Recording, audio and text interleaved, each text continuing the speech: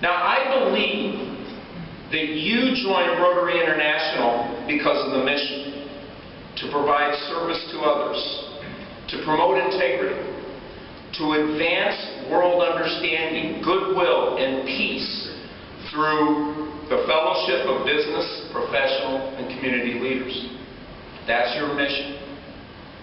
And I joined the Gates Foundation because of the mission, expanding the opportunity for all people to lead healthy and productive lives. Bill and Melinda started with the principle that all lives have equal value. Yet if you just look around the world even a little bit, you see that we have not yet gotten our world to where that is truly the characteristic.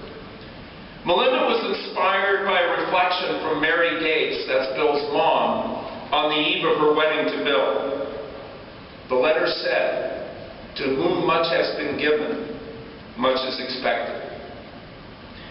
Now, Bill and Melinda have inspired us to think about how we can use the combination of financial resources, intellectual drive, strong partnerships, and a passion to change the world to deliver on that mission. Now, a lot of my work at the Gates Foundation is directly tied to values I learned growing up here. I'm passionate about the work because I am idealistic. But every day I come to work with the attitude of practicality. Because you see, even for, and probably especially for the CEO, some days I drive the tractor, and some days I scoop hog manure. I'm constantly asking, how can I help make this more effective? And finally, we can't accomplish our goals without working together with many, many others. The whole is truly greater than the sum of the parts. And that's true of the communities that we all grew up in. It's also true of the worldwide development community. And I can't be at Rotary without talking for a moment about your leadership to eradicate polio. It's our #1 priority at the Gates Foundation. I was just with the CEO of Rotary International, John Hugo. He and his team were at the Gates Foundation so that we could work together to plan out the initiative for eradicating polio over the next few years. It's your #1 priority at Rotary, and it's one of my favorite things to talk about. And there are 3 key points I want to emphasize. It's absolutely astonishing what Rotary has accomplished when it comes to polio. Cases are down 99% over the past 20 years, and we are on that threshold of eradication. We never, at the Gates Foundation, we never would have started this without you. We would not have come as far without you. And I know of no other example of a service organization driving such an amazing, massive global campaign involving pretty much every country in the world. The second point I want to make to you about polio is that the fight has been harder than we expected. Harder than you expected, harder than we expected at the Gates Foundation. The last mile is always the hardest to travel. We have a funding gap, despite your great work. And the funding picture is challenging, given the economic challenges around the world. We have places where the disease has been reintroduced, like the country of Chad.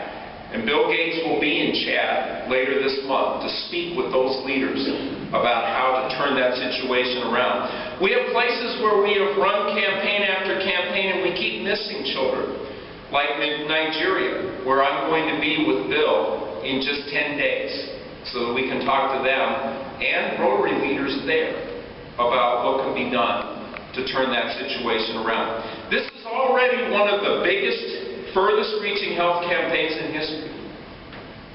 But we still need to do more. As Rotarians, you need to keep this on your radar screen as your most urgent priority. You need to constantly remind people what you've done and what still needs doing. This is possible and it's urgent. If we do what it takes, I know we will win.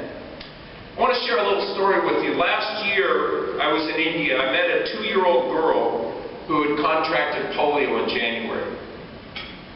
I looked at her medical record. She had received 10 doses, but most were for type 1 polio. There are actually 3 different types of polio. Most were for the type 1 polio and the 2 trivalent doses. or 3, just didn't create enough immunity. So she got, little Archie got type 3 polio. Now that tells you just how challenging the work is. But we can win because we can innovate. Now there is a new tool. The bivalent vaccine, which focuses simultaneously on type 1 and type 3 and raises that immunity level beyond what previously could be done with the trivalent. If that had been available just 6 months before that January, I'm certain Archie would not have polio today. Now we can win because we are dedicated to reaching all children.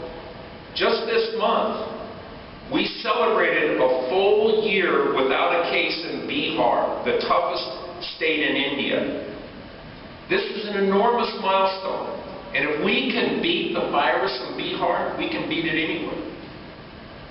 Let's keep innovating and fighting so that Archie's case can be one of the last cases of polio ever in India. And then let's keep on going until there are no cases anywhere. Because polio anywhere leads to polio everywhere.